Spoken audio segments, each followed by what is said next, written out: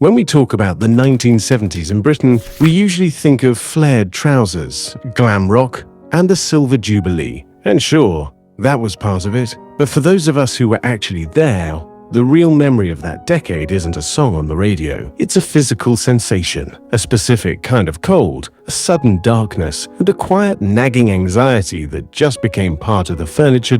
It's not the big historical headlines that sting today. It's the small, mundane moments, the things we just accepted as normal, that, looking back, feel like a kind of collective trauma. These are the everyday moments of 1970s Britain that still hurt today. Number 1. The cold. Deep in the bones. If you didn't live through it, you can't truly understand the cold of a 1970s British home. Forget central heating. That was a luxury for the wealthy. For most of us, heating a house meant heating a single room. The entire family would huddle around that one glorious coal fire in the living room. We'd be wrapped in blankets, wearing pajamas under dressing gowns, our faces flushed with heat, while our backs were chilled by the air creeping in from the hallway. The rest of the house was a freezer.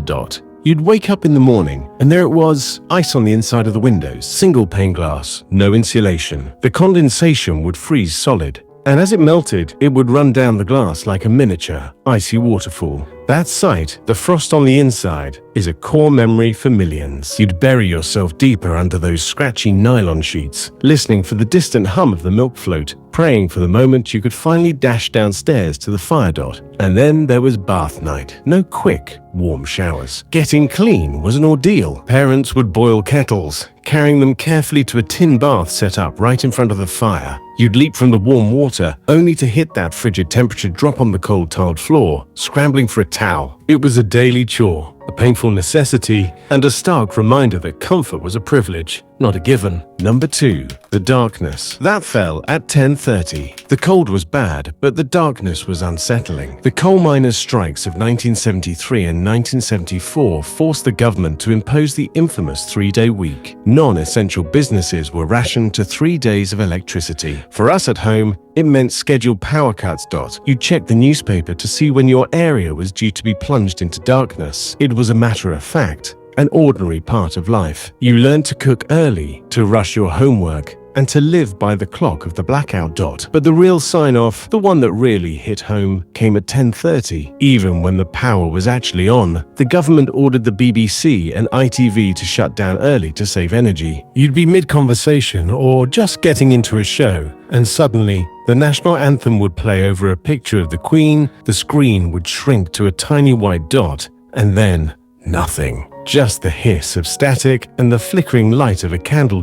Many evenings were spent living by candlelight. The smell of paraffin from the heater, the flickering shadows on the wall, the quiet concentration of a family playing cards or reading by torchlight. We coped. We were strong. Going without light became a strange badge of endurance, a kind of blitz spirit for a new generation. But that sudden, enforced quiet, the knowledge that the country was literally running out of power, left a deep, uneasy feeling. Number 3. The jam sandwich. Life. The 70s were a time of scarcity. Even after the official end of rationing, shortages were a constant reality. You learned not to leave home without a shopping list and a healthy dose of patience, because long queues for basics were normal.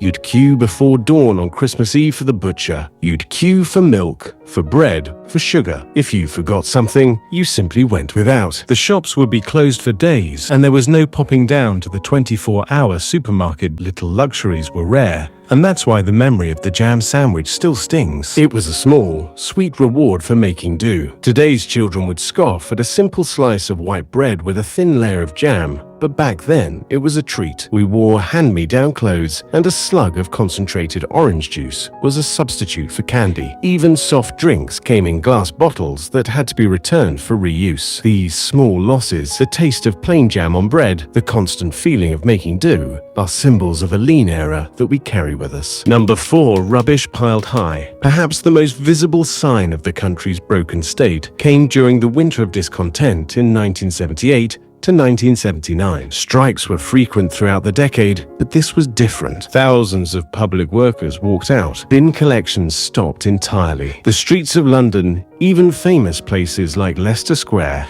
were choked with heaps of uncollected garbage. Gravediggers struck, leaving families waiting days for a burial. Hospitals ran on emergency-only services. These scenes of visible physical breakdown, the rubbish piled higher than the walls, the services you relied on simply vanishing, were startling. Yet somehow, they became ordinary. And yet, there's a strange nostalgia for the people who kept things running. We remember the proper binmen, the men in flat caps and donkey jackets who lifted heavy metal bins by hand. They were polite, hard-working, and proud. They symbolized a lost post-war pride, a sense of community and service that seemed to be dissolving before our eyes. We took the hard side of 70s life with a stiff upper lip, telling ourselves we kept calm and carried on. But the sight of that rubbish, a physical manifestation of the country's failure, is a memory that's hard to shake. Number 5. The bittersweet freedom. For the children of the 70s, the hardship had a sweeter side. We were kicked out of the house and told to play in the street from dawn till dusk. There were no video games, no constant parental supervision. We made our own fun, hopscotch, shouting car, when a vehicle dared to interrupt our game, or exploring old bomb sites as an adventure. Little pleasures meant everything. Saving up your pocket money for sweets by the ounce. Anglo bubbly that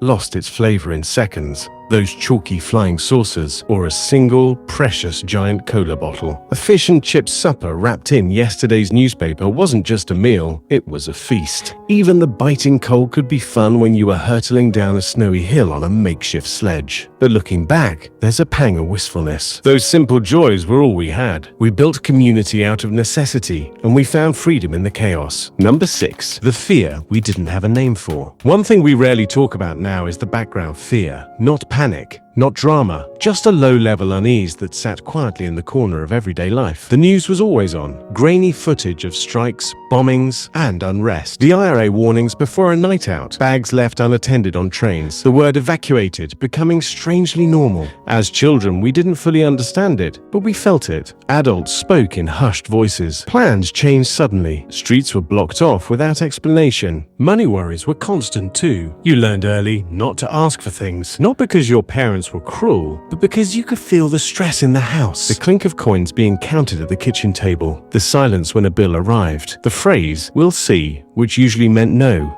And yet, somehow life went on. You still went to school, you still laughed, you still played outside until the streetlights came on. If they came on at all, the fear didn't stop us living. It just quietly shaped us. Looking back now, that constant uncertainty might be one of the deepest scars of all. Not knowing if things would get better. Not knowing if this was just how life was. We grew up fast, not because we wanted to, but because we had to. The 1970s generation looks back with a bittersweet pride. We made do. We built community spirit. We were resilient. We laugh and say, we kept calm and carried on.